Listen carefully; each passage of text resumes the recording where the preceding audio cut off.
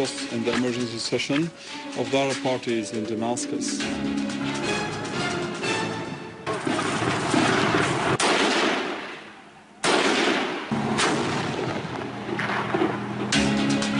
Syrian Arab Army advances against terrorists and closes in on their positions in Aleppo, Idlib and Homs.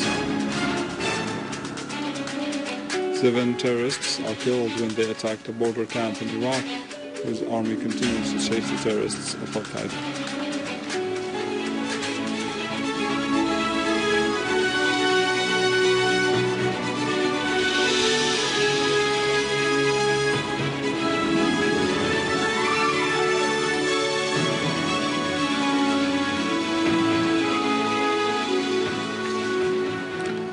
Good afternoon, this is news in English from the Syrian Army television in Damascus.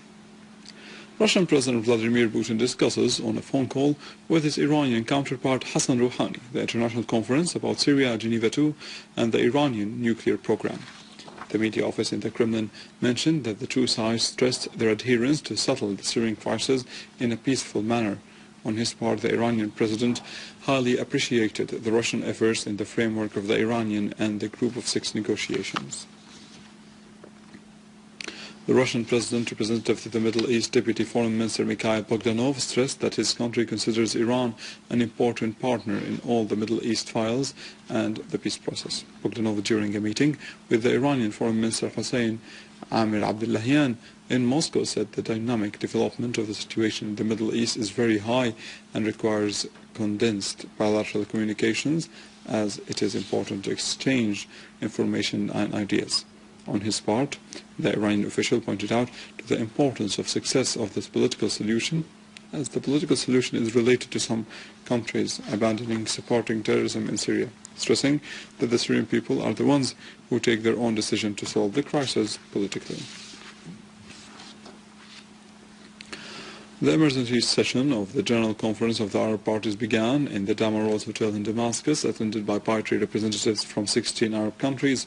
The agenda includes discussing political events in Syria, which is targeted by a terrorist war waged by Arab regional and international forces. The speakers asserted that the whole Arab homeland is being attacked by a systematic aggression organized by the West in collision with some Arab states priding themselves of collaborating with Tel Aviv to destroy the Syrian state, the cause of the Palestine, and the course of resistance in the Middle East. The leaders of Arab parties stressed the importance of supporting Syria, since it is the last strong wall in front of the steadfastness and resistance. Syria remains the powerful citadel that foiled the plots of the reactionary forces and their major ally of Muslim Brotherhood in Egypt. The speakers also asserted that Syria's historic steadfastness, the imminent danger would have had a very negative impact on every Arab country. The Union of Arab Writers in Syria, in collaboration with the Jordanian Association of Writers and the Popular Committee supporting the Syrian people, organized a seminar attended by Jordanian and Palestinian writers in the office of the Union of Arab Writers in Damascus. The seminar was entitled "Together Along the Way of National Struggle." The speakers stressed the necessity of achieving cultural security and joint Arab activity in order to preserve national unity.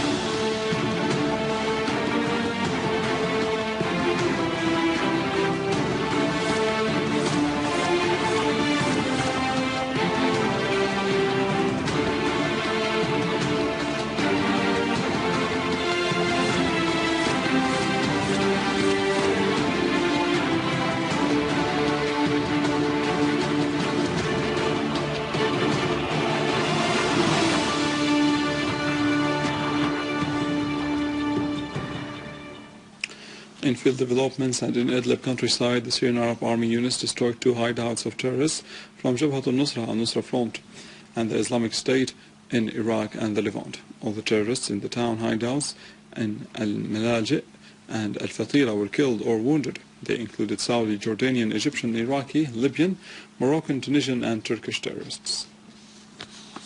In Homs countryside, the Syrian Arab Army units completely controlled the orchards of Mahasa in the environs of the town of Qaryatain. The terrorists were defeated and one of their vehicles full of weapons was confiscated. In Latakia countryside, the Syrian Army units eliminated armed terrorist groups. The armed units also destroyed terrorists' weapons and ammunition, foiling an infiltration attempt of an armed terrorist group in Darabat al-Baz village in El Qom area, killing them, including the leader of the so-called Liwa Abu Mus'ab al-Ansari.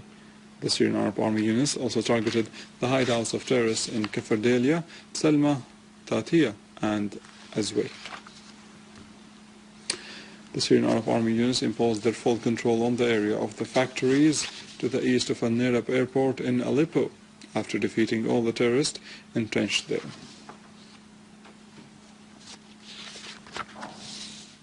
In Damascus, 2 citizens were killed and several others were injured when terrorists fired mortar shells on Al-Qassa. Another citizen, who was wounded by a sharp nail near the garage in Azablatani, died. Later on, another mortar shell fell on the Umayyad Square in Damascus, wounding 2 citizens and damaging a passing car.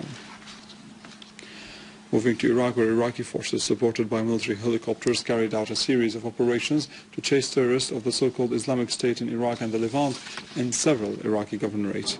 An Iraqi military spokesperson said that the operation resulted in the capture of 13 terrorists and the death of 3 others who were trying to plant explosive devices in the area of Ash-Shaqat in Baghdad.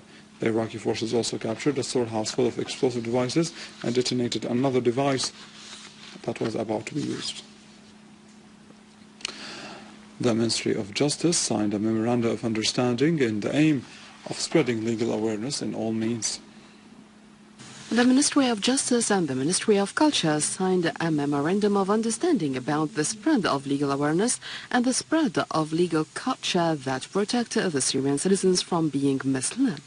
There is an international legal principle that said that the lack of legal knowledge does not protect the citizens from the accountability in case of violating the law. The Ministry of Justice also signed a memorandum of understanding with the telecommunication company Syria to spread the legal awareness through sending decrees, laws and notifications via the SMS service, which is the communication between the Ministry of Justice and the citizens, and for free. By participating with the Ministry of Justice in this project, we aim to deliver the notifications by mobile, through the SMS, the text message. And by doing this, we simply hope that we will get rid of the paperwork, the bureaucracy. We can easily get the notification sent to the mobile phone of the addressee without him having to come and take his paper notification. And this will be cost efficient, time efficient. We will save time, we can save money.